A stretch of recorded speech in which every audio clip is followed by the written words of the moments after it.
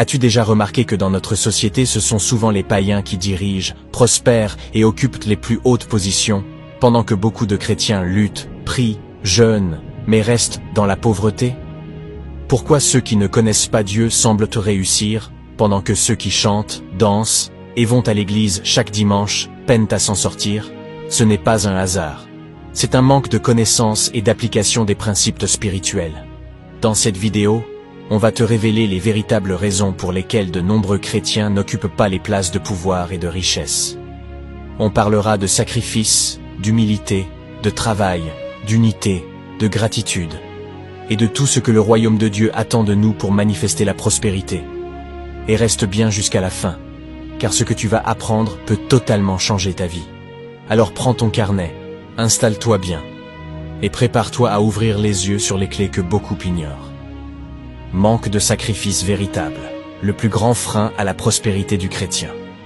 Dans toutes les générations et dans toutes les cultures, les hommes ont toujours compris un principe spirituel universel. Rien de grand ne s'obtient sans sacrifice. C'est pourquoi les peuples païens sacrifient du temps, de l'énergie, de l'argent, des animaux, voire des humains, pour obtenir le pouvoir, la richesse, le succès, la protection. Et malheureusement, le peuple de Dieu, les chrétiens d'aujourd'hui, sont devenus paresseux spirituellement. Ils veulent les bénédictions d'un royaume éternel, sans en vivre les exigences. Dans la vie réelle, les occultistes sacrifient du sommeil pour consulter leurs idoles à 2h, 3h du matin. Ils sacrifient de l'argent, parfois des millions, pour des fétiches ou des pactes. Ils sacrifient même des relations humaines pour obtenir des postes d'influence. Ils sacrifient leur moralité pour obéir aux règles de leur cercle spirituel. Que le féticheur demande à un païen de venir 1h du matin pour un sacrifice même dans la vallée de la mort, le païen viendra, et à l'heure. Pendant ce temps, le chrétien refuse de jeûner un jour. Il ne peut pas prier 1 heure sans distraction. Il trouve que les veillées de prière sont trop longues. Il veut la prospérité de Joseph, sans passer par la fosse et la prison. Il veut l'onction d'Élie, sans passer par les années d'isolement au désert. Job 38 versets 12 à 13. Une seule fois dans ta vie, est-ce que tu as donné au jour l'ordre de se lever? Est-ce que tu as dit à l'aurore, prends la terre par ses bords et secoue-la comme un tapis, pour faire tomber les gens mauvais? Principe spirituel, tout autel réclame un sacrifice.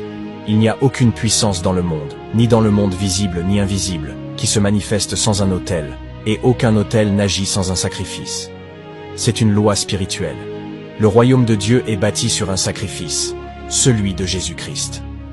Et pour que cette puissance coule dans nos vies, nous devons aussi apprendre à offrir nos vies, nos biens, notre temps, notre énergie à Dieu. Refus de s'humilier pour commencer petit, un défaut des chrétiens. Jean 13 versets 14 à 15. Si donc je vous ai lavé les pieds, moi le Seigneur et le Maître, vous devez aussi vous laver les pieds les uns aux autres. Car je vous ai donné un exemple, afin que vous fassiez comme je vous ai fait. Le plus grand obstacle au progrès pour beaucoup de chrétiens n'est pas le diable. Ce n'est pas la sorcellerie. Ce n'est même pas le manque d'opportunités. C'est l'orgueil silencieux dans le cœur.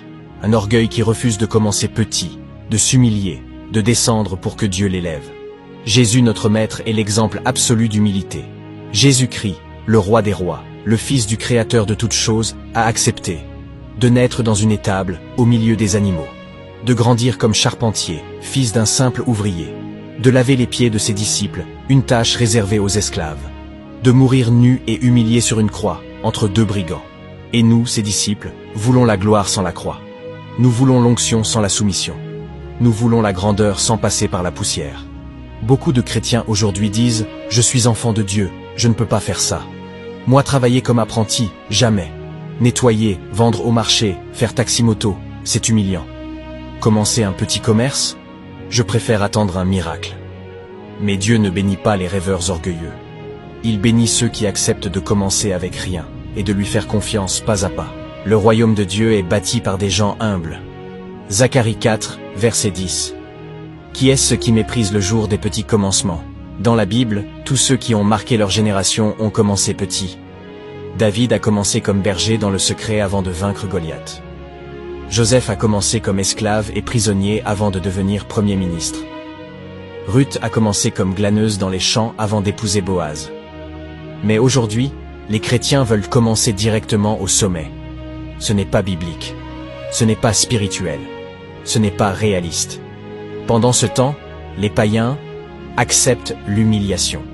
Tu verras des jeunes non-chrétiens commencer comme domestiques, être apprentis mécaniciens, vendre dans la rue, faire des tâches que les chrétiens trouvent indignes. Mais après 10 ans, ils deviennent patrons, importateurs, hommes d'affaires, leaders. Parce qu'ils ont semé dans l'humilité, ils récoltent dans l'honneur. Philippiens 2, versets 8 à 9. Il s'est humilié lui-même, se rendant obéissant jusqu'à la mort, même jusqu'à la mort de la croix. C'est pourquoi Dieu l'a souverainement élevé. Si tu refuses de t'abaisser, tu bloques Dieu dans son travail d'élévation. Car Dieu ne travaille qu'avec les cœurs brisés et humbles. Le vrai chrétien accepte de commencer petit, d'apprendre en servant, de laver les pieds des autres, de vivre des saisons difficiles avec foi et fidélité. Car il sait que Dieu élève ceux qui s'abaissent. Si c'est ton cas, faire cette petite prière et reprends-toi à partir d'aujourd'hui. Seigneur, brise en moi l'orgueil caché. Apprends-moi à accepter les petits commencements, à servir sans murmurer, à me soumettre à ton école d'humilité. Car je sais qu'à ton temps, tu m'élèveras. Au nom de Jésus. Amen. Spiritualité déséquilibrée sans discipline de travail.